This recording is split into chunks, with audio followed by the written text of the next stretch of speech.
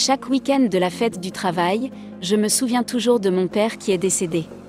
La fête du travail était très spéciale dans notre famille, c'est un moment où nous nous assurons de garder sa mémoire vivante. Laissez-moi vous peindre un tableau du moment pour vous aider à mieux comprendre. Lorsque j'étais adolescente, j'étais allongée sur mon lit, écoutant mon Sony CD Walkman. Mon ex-petite amie me l'avait offert en cadeau pour notre 2e anniversaire. Je peux même me rappeler la chanson que j'écoutais parce que je l'avais en boucle. La chanson s'appelait Drive et était de un groupe appelé The Cars. Cette chanson m'apportait du réconfort à une époque où je me sentais vraiment triste et sans espoir. Il semblait que la chanson avait été écrite juste pour moi. J'étais vraiment triste parce que mon petit ami et moi venions de rompre, ou devrions-nous dire que j'ai été larguée par lui de manière imprévue. Il était un joueur de football populaire au lycée, et j'étais une pom-pom girl. Nous sortions ensemble depuis plus de 2 ans.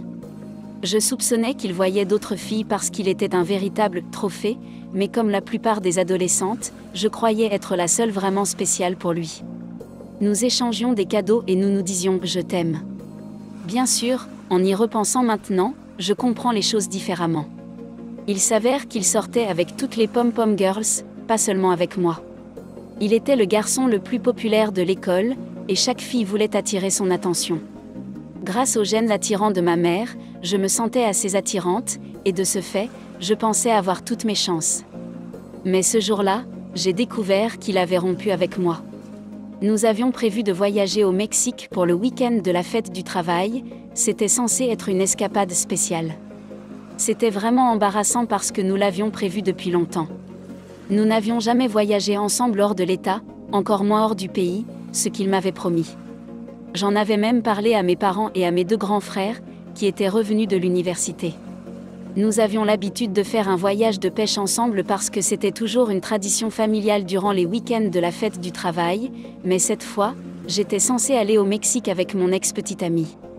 J'ai parlé de ce voyage à tous mes amis et toutes les filles de l'école le savaient, dans l'espoir de montrer à tout le monde qu'il était pris et de décourager les autres filles à le courtiser. Pouvez-vous croire qu'1 jour avant le voyage, non seulement il a rompu avec moi, mais aussi révélé qu'il était maintenant impliqué avec 2 autres filles ? Pour aggraver les choses, je connaissais ces 2 filles, et elles étaient au courant de notre voyage à venir. Elles étaient jalouses et lui ont offert un plan à 3, et il a choisi de partir avec elle à la place. C'était une expérience déchirante, humiliante et totalement traîtresse, et je suis devenue le sujet de rire et de potins. Ainsi, la chanson « Drive » correspondait parfaitement à mon humeur à ce moment-là. À cette époque, ma mère avait 46 ans et mon père 47.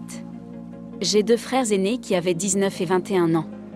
Même si mes frères étaient à l'université, ils revenaient toujours à la maison pour une tradition familiale de la fête du travail, pêcher au grand lac de Lake Calcasieu, en Louisiane. Ce lac est connu comme l'un des meilleurs endroits au monde pour pêcher la truite mouchetée, qui est l'un des poissons les plus abondants et délicieux que l'on peut trouver dans les eaux salées du Sud. Nous pouvions attraper des truites mouchetées pesant environ 5 kg, et la pêche était une tradition familiale que nous avions héritée de mon père. Tandis que mon père, mes frères et moi profitions de notre temps sur l'eau, ma mère ne partageait pas le même enthousiasme pour la pêche. Au lieu de cela, elle choisissait souvent de travailler des heures supplémentaires comme infirmière ou de passer du temps à faire d'autres activités avec ses amis pendant que nous étions absents de la maison pendant ces 2 jours. Pendant que j'étais à l'étage, perdue dans la musique provenant de mes écouteurs, j'ai soudainement entendu un bruit très lourd. J'ai su instantanément que c'était le son de notre porte d'entrée. Vous voyez, elle faisait toujours un bruit effroyable quand on la laissait claquer parce que mon père avait prévu de la réparer depuis longtemps. Le bruit inattendu de la porte qui se fermait brusquement m'a réveillée en sursaut. Je ne m'attendais à voir personne à la maison puisque ma mère était au travail et mon père était en train de pêcher avec mes 2 frères aînés. Mais ensuite, j'ai entendu la voix familière et vibrante de ma mère. Elle était aussi joyeuse que d'habitude, riant à gorge déployée et créant une véritable commotion. J'ai brièvement retiré mes écouteurs, pensant que ma mère était au téléphone. Cependant, au lieu d'entendre seulement sa voix, j'ai entendu une voix masculine grave en arrière-plan. Ce n'était personne de ma famille ou de ma famille élargie, et cette voix inconnue a piqué ma curiosité. Mais je me sentais vraiment abattue et je n'avais ni l'énergie ni l'envie d'enquêter, alors je suis restée allongée sur mon lit. Même si je ne pouvais pas comprendre ce qu'il disait, je pouvais sentir les vibrations lorsque l'homme parlait. Leur conversation est devenue de plus en plus silencieuse, puis j'ai entendu la porte de la chambre de mes parents se fermer. Leur chambre était située en bas. C'est alors que toutes sortes de sonnettes d'alarme ont commencé à sonner dans ma tête, et je savais que je devais découvrir ce qui se passait.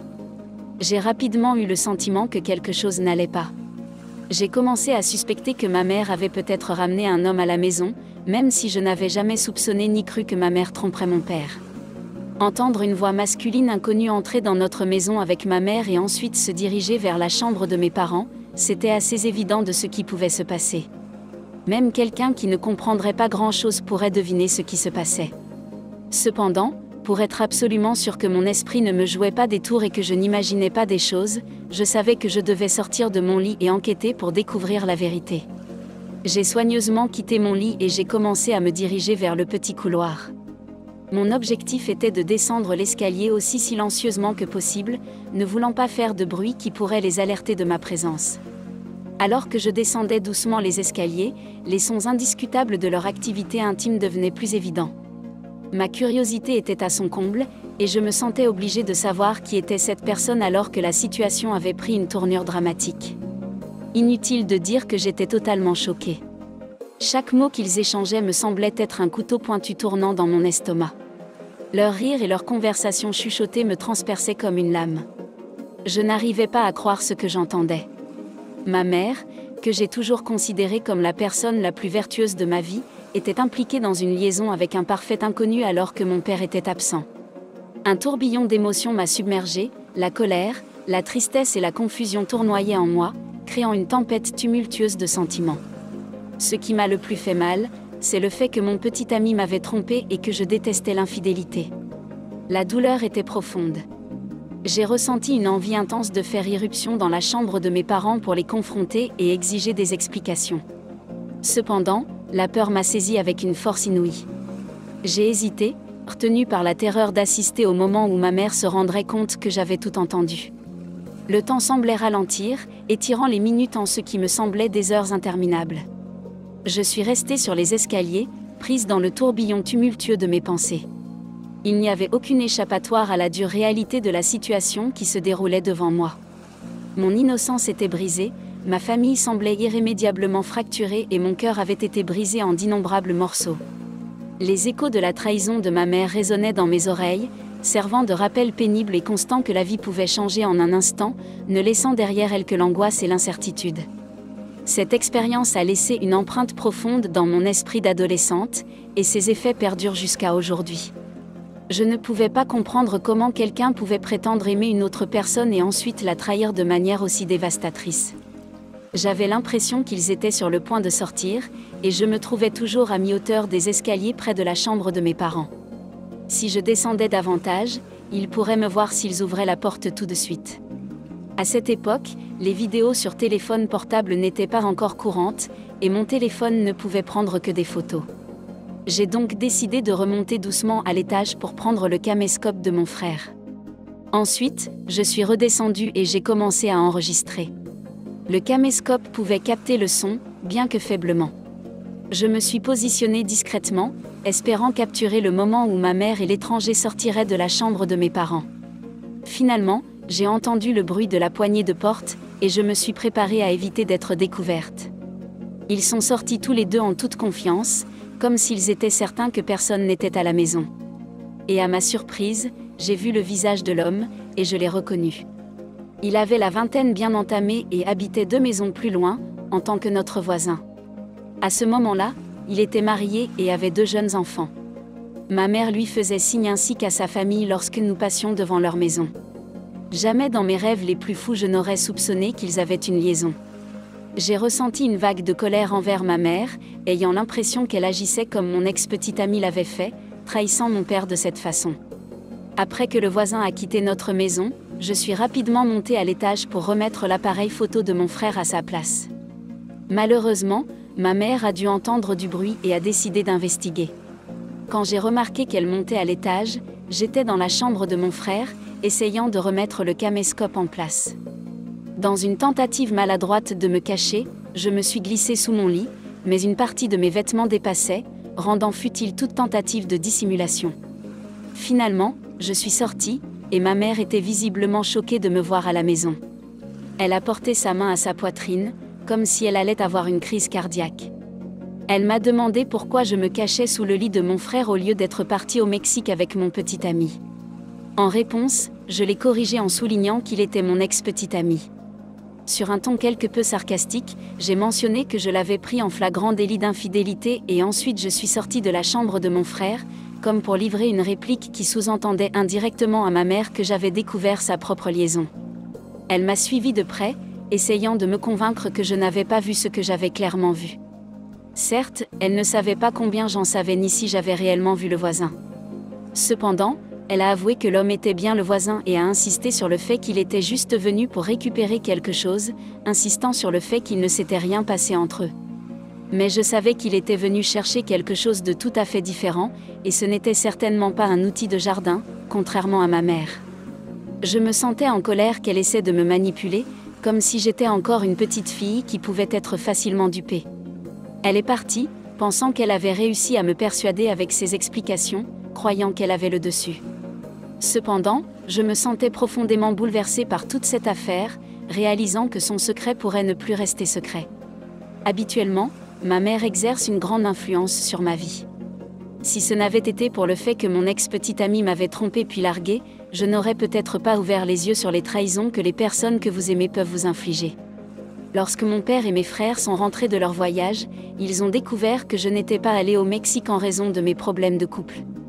Ma mère continuait de me surveiller et a redoublé d'efforts pour s'assurer que j'avais bien cru à son histoire sur le voisin qui passait pour récupérer quelque chose. Elle est devenue anormalement attentionnée envers moi et mon père tout le temps, mais j'avais déjà décidé de la démasquer. J'étais dans un état d'esprit très sombre, et j'ai redirigé la colère que je ressentais envers mon ex-petite ami sur ma mère parce que je comprenais la douleur de la trahison, surtout de la part de quelqu'un que l'on aime. Environ une semaine plus tard, lorsque ma mère pensait s'être tirée d'affaire avec son aventure, j'ai décidé de dire à mon père ce que j'avais vu pendant le week-end de la fête du travail. J'ai attendu que ma mère ne soit pas à la maison et j'ai partagé les détails avec mon père, sauf pour la partie où je les avais enregistrés. Je n'ai pas fait cela intentionnellement, je pensais sincèrement qu'une fois que j'aurais dit la vérité à mon père, tout le monde me croirait et ma mère avouerait. Cependant, les choses ne se sont pas déroulées comme je l'avais espéré. Alors, mon père a confronté ma mère sur ce que je lui avais dit, mais ma mère a vigoureusement nié toute l'histoire et m'a accusé de mentir. Au début, mon père me croyait, mais ma mère a utilisé le fait que mon petit ami m'avait récemment largué et que je traversais des problèmes émotionnels. Elle a suggéré que je voie un thérapeute, sous-entendant qu'elle avait la morale de son côté.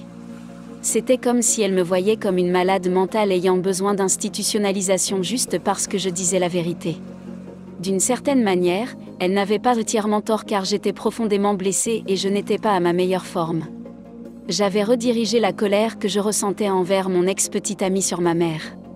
Pour aggraver les choses, la semaine suivante de la fête du travail, tout le monde à l'école a découvert ma rupture. Mes amis proches ont même commencé à se moquer de moi, et il est devenu douloureusement clair que tous ceux qui comptaient pour moi semblaient m'avoir tourné le dos. Si je n'avais pas eu les preuves sur le caméscope, j'aurais peut-être commencé à douter de ma propre santé mentale, surtout parce que mon père commençait à remettre en question ma crédibilité. En dernier recours et en quelque sorte comme une assurance, je suis allée dans la chambre de mon frère et j'ai récupéré la cassette enregistrée du caméscope.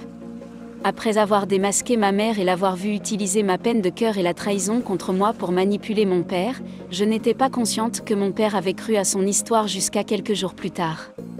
Pendant ce temps, le comportement de ma mère a radicalement changé. Elle est devenue grossière et m'a fait la tête. Nous avons commencé à nous disputer, et elle me rappelait constamment que j'étais la raison pour laquelle mon petit ami m'avait larguée, ajoutant que personne ne me faisait confiance. C'est à ce moment que j'ai réalisé que mon père avait effectivement accepté sa version des faits. Quand j'ai enfin eu l'occasion de parler avec mon père de la situation, il n'a pas explicitement dit qu'il ne croyait pas mon histoire, mais il tournait en rond, indiquant clairement son doute. Ce n'est que lorsque je lui ai montré la vidéo enregistrée qu'il a finalement compris que je disais la vérité. C'était décourageant de devoir aller si loin pour qu'il me croie. Cependant, avec le recul, si j'étais à sa place, avec une épouse de confiance qui avait toujours été responsable et respectée et une fille adolescente en difficulté avec un cœur brisé, j'aurais peut-être eu du mal à croire ma fille aussi. Après que mon père a vu les images enregistrées, il a confronté ma mère, lui a montré la vidéo et a ensuite demandé le divorce. Je me souviens très bien de la dispute houleuse cette nuit-là.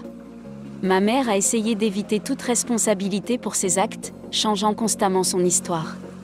Même quand les preuves étaient évidentes, elle a refusé de l'admettre, selon mon père. Cependant, mon père a atteint un point où il ne pouvait plus lui pardonner. En bref, mes parents ont pris la difficile décision de divorcer, et mon père a partagé la vidéo avec la femme de l'autre homme impliqué. Le voisin et sa femme ont décidé d'essayer de travailler sur leur mariage, mais malheureusement, ils se sont séparés environ 1 an plus tard, finissant par vendre leur maison. Ma mère est allée jusqu'à me traiter de briseuse de foyer et a prétendu que tout le monde avait été heureux jusqu'à ce que je me manifeste. Étrangement, elle n'a jamais admis l'affaire mais m'a quand même accusée d'être celle qui l'avait révélée. On peut dire que ma relation avec ma mère est restée tendue à ce jour. Même si j'ai maintenant mes propres enfants, elle a essayé de tendre la main et d'offrir de l'aide à mes frères et sœurs. Cependant, il est trop tard pour cela car elle aurait dû le faire il y a des années. Elle me tenait rancune pour avoir dit la vérité et espérait que je lui présenterais des excuses. Elle se sentait trahie, mais à l'époque, je faisais face à beaucoup de traumatismes et ses actions ne faisaient que compliquer les choses. Peut-être que Dieu avait l'intention que je la démasque en me plaçant dans cette situation difficile. Après le divorce, mes 2 grands frères étaient déjà à l'université et j'étais la seule à être mineure. Je suis restée avec mon père, qui m'a soutenue et a exprimé sa gratitude pour mon honnêteté à lui dire la vérité. Ma mère et ma tante ont continué à me blâmer, affirmant que j'avais causé la destruction de la famille et affecté négativement la vie de mon père. Elles ont soutenu que mon père ne s'est jamais remarié et qu'il est décédé à l'âge de 67 ans d'une crise cardiaque. Par contre, ma mère s'est remariée juste 1 an après son divorce avec mon père. Ce que ma mère et ma tante ne comprenaient pas, c'est que j'avais une relation très proche avec mon père et je savais qu'il n'avait pas vécu une vie misérable. Ils assimilaient le mariage au bonheur pour lui, mais je ne l'avais jamais vu aussi heureux qu'après son divorce avec ma mère. Il était libre de faire ce qu'il voulait. Il passait plus de temps à pêcher, à jouer au golf et à voyager dans d'autres pays. Je me souviens seulement de lui ayant fréquenté une femme, mais j'étais presque sûre qu'il rencontrait aussi des femmes d'autres pays pendant ses voyages. Merci d'avoir écouté ce témoignage plein d'enseignements, laissez un pouce vers le haut si cela vous a plu. Abonnez-vous pour nous aider à faire grandir notre chaîne. Merci et passez une merveilleuse journée.